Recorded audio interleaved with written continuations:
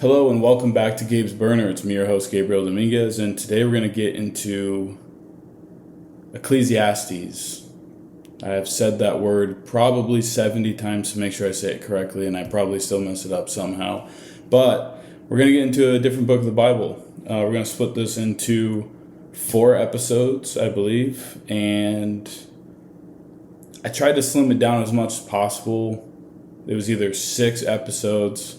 Got it down to 4. I could have done 3. I feel like it'd be too rushed. So I think doing it in 4 splits will be perfect.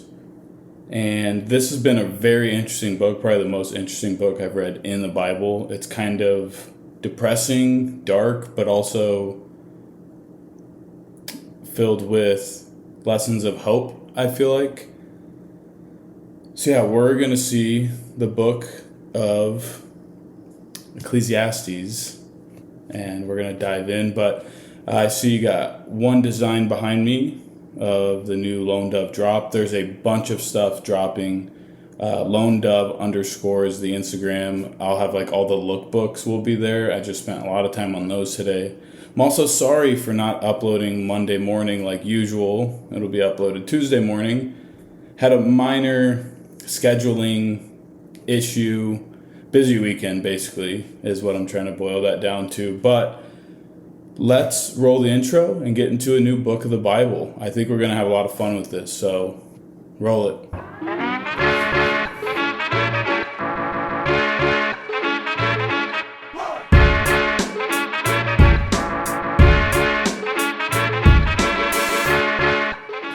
And we are back. So to set the foundation of this book, there is a teacher, which is kind of random unknown. Then there's the author, that is believed to be Solomon, but is still unknown technically. So they're thinking that the author is Solomon. A lot of people believe that. Even my study Bible here believes that. But I've heard people say that no one entirely 100% knows. So we have the teacher that the author is writing through them talking. So a lot of the person talking in this whole book is the teacher, and Solomon is believed to be the author. A definition I wanted to go over is hevel, which translates into many Bibles as meaningless. It doesn't literally mean meaningless to our English dictionary. What it means more is a vapor, smoke, something you can't grab, something not as tangible like an item. Doesn't directly mean meaningless as in nothing, not worthwhile, whatever the proper definition is. So it's just not a one-to-one translation. So if you do read it yourself and you see there's moments where it says life is meaningless, it doesn't generally mean that life is pointless. It just means that life is hard to grab. You can't grab it. You can't control it. So in chapter 1, it's titled Everything is Meaningless, which is hevel, not meaning pointless, just to clarify. So in the first chapter, he talks about how everything's meaningless. He mentions in verse 4, generations come and generations go, but the earth never changes. And to a deeper point would be like the mountains we see around us. They have been here through many, many, many generations, and they will be here for many, many, many generations. So everything around earth changes except for earth itself. Obviously, not literally, let's backtrack here. Obviously, stuff shifts, water moves, whatever. But what the teacher is trying to say to the people is that, of course I'm getting a call. Okay. What the teacher is trying to say is that like in verse 6, the wind blows south, then turns north. Around and around it goes, blowing in circles. Rivers run into the sea, but the sea is never full. Then the water returns again to the rivers and flows out again to the sea. Everything is wearisome beyond description. No matter how much we see, we are never satisfied. No matter how much we hear, we are not content. History merely repeats itself. It has all been done before. Nothing under the sun is truly new. Sometimes people say, here is something new, but it is actually old. Nothing is ever truly new. We don't remember what happened in the past, and in future generations, no one will remember what we are doing now. It's kind of dark. It's kind of depressing. Kind of taking the fun out of what we would deem new and fun and entertaining or whatever. But it is true. And the teacher talks about he searched for his understanding and had to explore by wisdom everything being done under heaven. Soon discovered that God has dealt a tragic existence to the human race. I observed everything going on under the sun, and really it is all meaningless, like chasing the wind. So he uses this phrase chasing the wind a lot, and it's kind of used with hevel, which is vapor or smoke. Can't grab it. He also talks about chasing the wind a lot. You're never going to catch the wind. You can chase it, but you'll never catch it. So one of the verses I highlighted that I really like was verse 16 through 17, I believe. The highlighter looks... Oh no, the highlighter's on the other side. But he ends chapter 1 saying, "Look, I am wiser than any of the kings who ruled in Jerusalem before me," which is why they believe Solomon, because he was like one of the most wise. "I have greater wisdom and knowledge than any of them. So I set out to learn everything from wisdom to madness and folly, but I learned firsthand that pursuing all this is like chasing the wind. The greater my wisdom, the greater my grief. To increase knowledge only increases sorrow." I found this very interesting. He's saying the wiser he got, the worse life seemed to be. And I can kind of see that in just chapter 1 about how he's talking about nothing's new. It's all been done. We just forgot that it was done. So now it's new to us more so than new in general. But I can see as you chase wisdom, it really is my chasing the wind version would be the carrot at the end of the stick, like a rabbit running after a stick tied to itself with a carrot in front of it. It's just you're never gonna catch it. And I do think that can bring more grief, that can increase sorrow, just because you're never going to accomplish or get it. And that can bring a lot of just grief, because then you feel like life is hevel or meaningless to our translation. So going into chapter 2 is not much different. He's still kind of depressing. He talks about, he said, let's try pleasure. Let's look for the good things in life.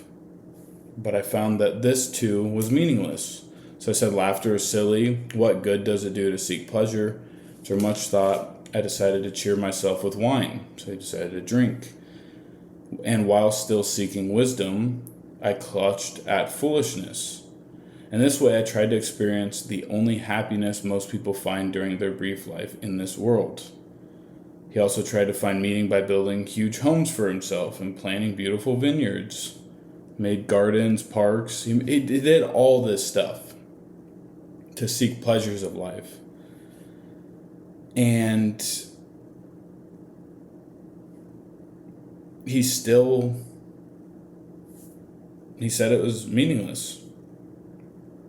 It was like chasing the wind. He said there was really nothing really worthwhile anywhere. So next it goes into, this is the same chapter 2, the wise and the foolish is what this, I guess, I don't know, piece of this chapter. Verse I highlighted was verse 13 through 15. And it said, I thought, wisdom is better than foolishness, just as light is better than darkness. For the wise can see where they are going, but fools walk in the dark. Yet I saw that the wise and the foolish share the same fate, both will die. So this is still depressing, and not, in my eyes, it's kind of saying there's a place for everybody. The fool, the wise, they all work together. We all have the same fate, but we do things differently on earth. I think, so then he asks himself, what's the value of all my wisdom? It's also meaningless.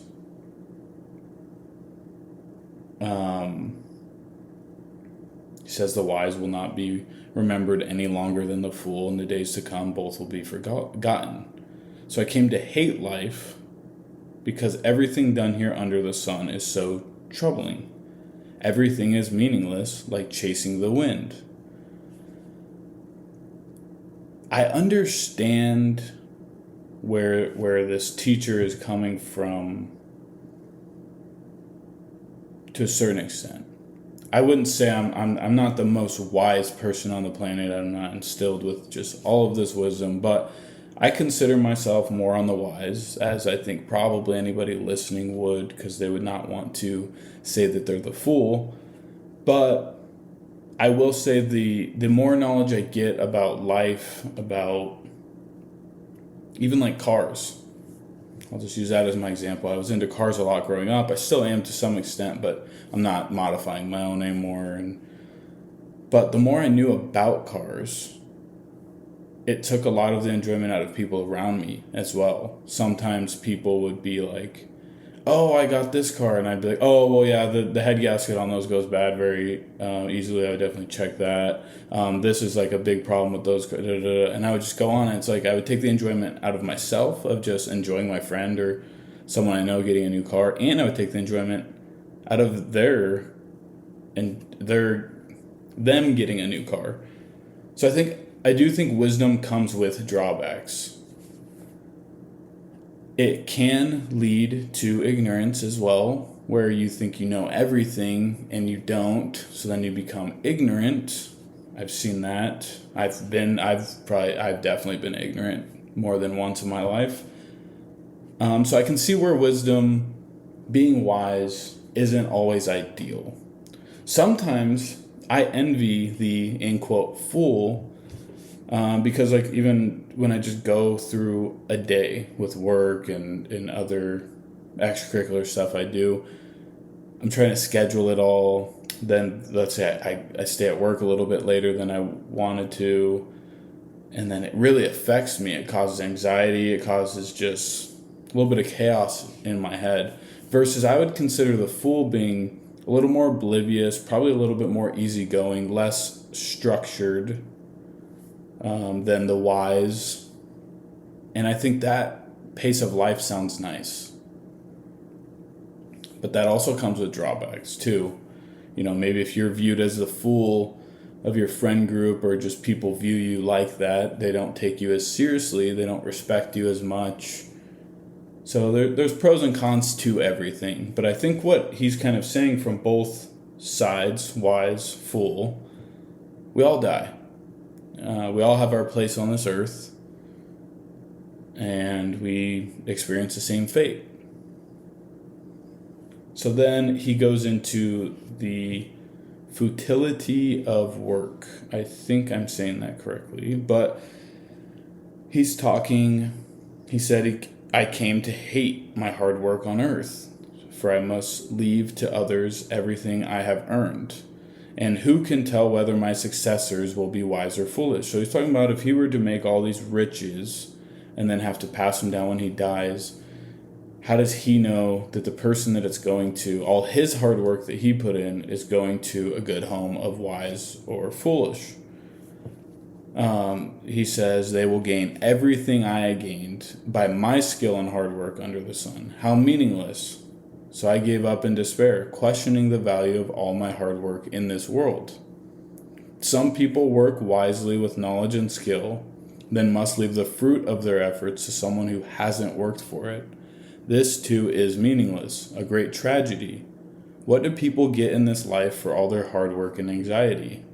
Their days of labor are filled with pain and grief. Even at night, their minds cannot rest. It is all meaningless. So I decided there is nothing better than to enjoy food and drink and to find satisfaction in work. Then I realized these pleasures are from the hand of God. For who can eat or enjoy anything apart from him? God gives wisdom, knowledge, and joy to those who please him. But if a sinner becomes wealthy, God takes the wealth away and gives it to those who please him. This too is meaningless, like chasing the wind. So that's the end of chapter 2. I think he experimented a little bit with different pleasures, finding the same end result. He still found life meaningless. The teacher realizes the pleasures from the hand of God are all we need. This included food, drink, and finding satisfaction in work. I needed this week. I think this chapter flew into my mind by God himself to send me a message. I have been struggling with work, as many do, with just the satisfaction and fulfillment of said work. I think I needed to read this and really understand that God gave me this work to do, and he'll remove me from it if it doesn't serve his purpose and his plan. So I think it gave me a better mindset towards my job, and just being like, you know what, this is what God has in store for me now. This is his plan now. I'm just going to go through with it and be happy that I have work, can go to work physically and, mentally do my job. So that has kind of helped me during this week. So next we're going to look at chapter 3, a time for everything. So it starts off by saying these complete opposites, saying my favorite was a time to love and a time to hate. I think it's weird seeing hate in the Bible because we're told not to hate anything except for evil. But there is a time to love, which, love our brothers and sisters, love everything. But there is a time to hate evil. So it basically just goes into the opposites, a time to plant, a time to harvest. Basically just showing and giving examples that there is a time for everything. So what I wrote down is the teacher here is emphasizing everything having a time and to accept God's timing. We can't see the scope of God's work. I think that was a big thing that he said that I really, took to heart, I guess, was that I can't see the scope of God's work. His work is so much bigger than my brain could even imagine, or even if I were to see it, I would not understand it. So we have to stop trying to play God and control our lives to a certain extent and just give it up to him. Because we can't understand the scope of God's work. So even if we don't feel our work is important or we're happy with our job, our work is important and has a purpose and reason, whether that be, to share the gospels with a coworker, or show people that, a servant of God is what we are. Maybe they have some past experiences with Christianity or with Christians or with people that follow Jesus. Maybe they've had stereotypes. Maybe we're meant to be at our work and break those. Maybe we're just meant to be at that period of life to learn some lesson that we do not understand, but God does. So we just have to have some satisfaction in our work and understand that it is a blessing to be able to physically and mentally do a job and do work, no matter what it is. And this did kind of help me a lot with where I'm at with my job right now. I enjoy the work. It's just been kind of getting to be a lot. It's kind of stressful, lot longer hours by a long shot. So it's kind of ruining my scheduling of going to the gym, of doing this. It's just all over the place right now. It's chaos. And I like controlled chaos, but not pure chaos. So that's kind of the end of chapter 3. He then goes into talking about the injustices of life. I'll just read the first couple verses. I also noticed that under the sun there's evil in the courtroom. Yes, even the courts of law are corrupt. I said to myself, in due season God will judge everyone, both good and bad, for all their deeds. I also thought about the human condition, how God proves to people that they are like animals, for people and animals share the same fate. Both breathe and both must die. So people have no real advantage over animals. How meaningless. Both go to the same place. They come from dust and they return to dust. For who can prove that the human spirit goes up and the spirit of animals goes down into the earth? So I saw that there is nothing better for people than to be happy in their work. That is our lot in life, and no one can bring us back to see what happens after we die. So he kind of just talks about, I think it's weird to compare animals and humans, but he's not wrong. It's kind of like the wise and the fool. We all have the same fate. We all die. And we are basically animals, so it's some pretty obvious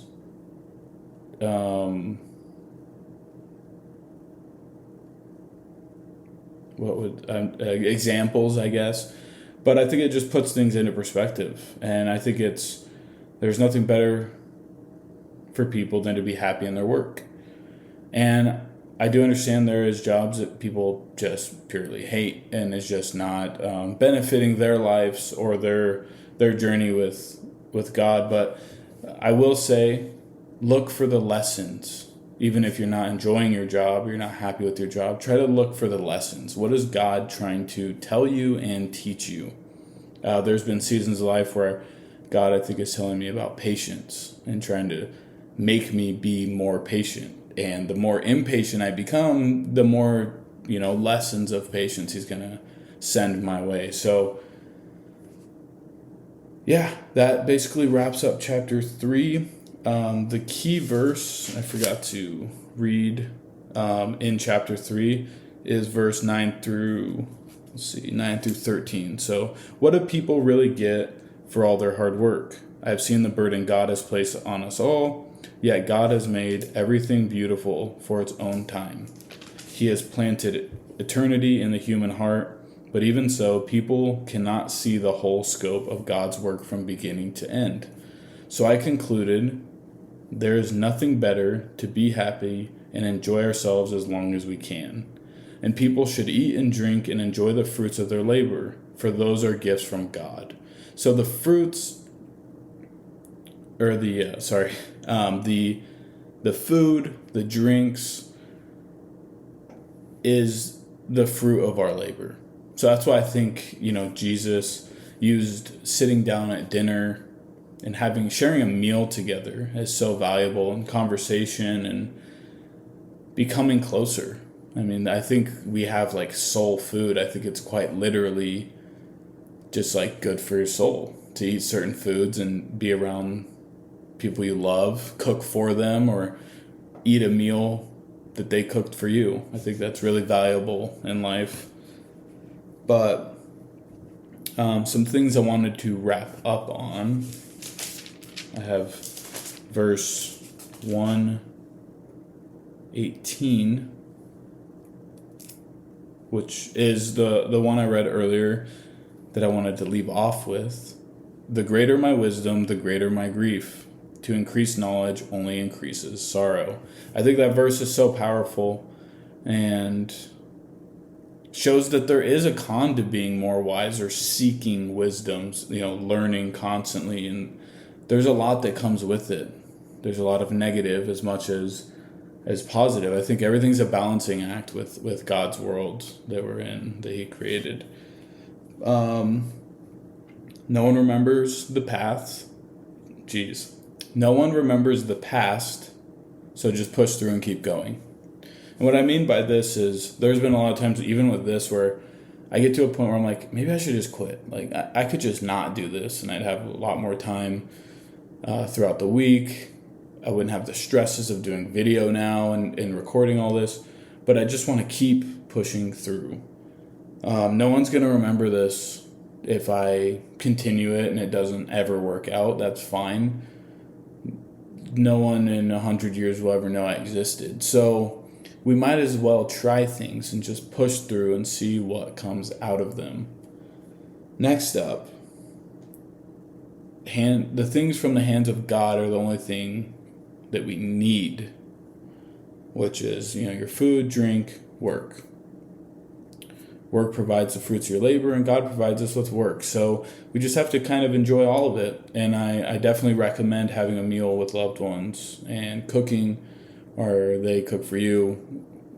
I know not everyone likes to cook, but or even just go get a meal. Go to a restaurant with some family and just have a meal and have some real conversation, put the phones away, all that. Can't see the scope of God's work. I think that was super vital to me because it made me feel small, but not in a way of discouragement. It made me feel small in a way of I need to just trust God. His scope of work versus mine is way bigger, and I don't understand it, and I never will, and I don't have to, luckily. So and then lastly is be satisfied with your work. I don't know why I'm struggling to say that right now.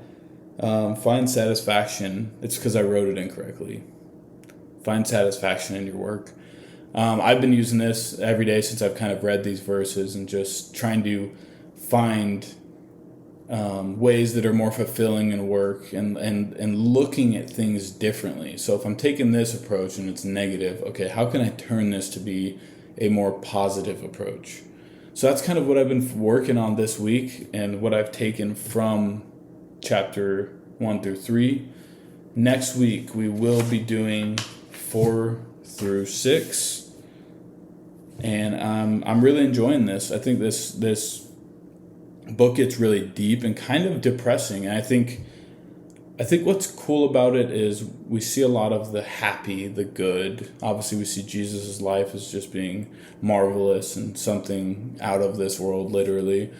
But I think it's so empowering to see a more dark, almost stoic, poetic approach that I don't think I've really gotten out of any other books as much as this one. So it's been super fun so far. I hope you guys enjoy it. This is the first Bible series that I'm doing on video. So it's all exciting news. Back here we have one of the Lone Dove designs. We got Matthew 10:16 under it. There's going to be so much coming out. I think I said in the intro, there's a lot coming out. I've put a lot of hours, money into the samples and making sure everything's just right and that there's no weirdness with positioning, sizes, all that. So I'm super excited. It will be this Friday, August 3rd, so August 7th, I believe. That's Friday. I'm going to open everything up right in the morning. You can go look right now on lonedove.store and see the previews of all the clothes that will be available on Friday. That's kind of what keeps this going. That's the sole sponsor. Obviously, I'm not big enough to have real sponsorship yet. And Lone Dove's just going to be there because I'm investing so much time and money into that. I'm investing so much time and money into this. So I would just appreciate if you guys can check that out now, kind of get the website lay out, understand it, and see everything coming out. I think there's like at least 10 to 15 pieces of clothing dropping on Friday, so I'm very excited about that. But yeah, so check it out. loanedup.store will be where you can see all the clothing that's going to be coming out on Friday, August 7th. I'm going to have it just unlock bright and early in the morning and buy whatever you want. Everything is pre-order and made to order, so I will leave this stuff available, I think, for the next month or two, and then I'll kind of probably put sold out or something. It's just way better for me to do inventory control that way, but I highly recommend, if you want something, get it in the first 2 weeks, because if you get it in the right away, it'll be in the first batch order. So then you kind of get everything a lot quicker because it is made to order. It takes 2 to 4 weeks. Luckily, I've gotten that down to like pretty much a week and a half max. So it doesn't take very long to get all this stuff to you. But yeah, so that's the wrap up of, we're going to Ecclesiastes 1 through 3. Next week we will be doing 4 through 6. And next week will be a special episode. I'll probably be wearing one of the new shirts, honestly, because all of that stuff will be released. I finally have the samples cleared, so ready to go. So I appreciate everybody for listening. Thank you guys so much. I love you all, and praise God.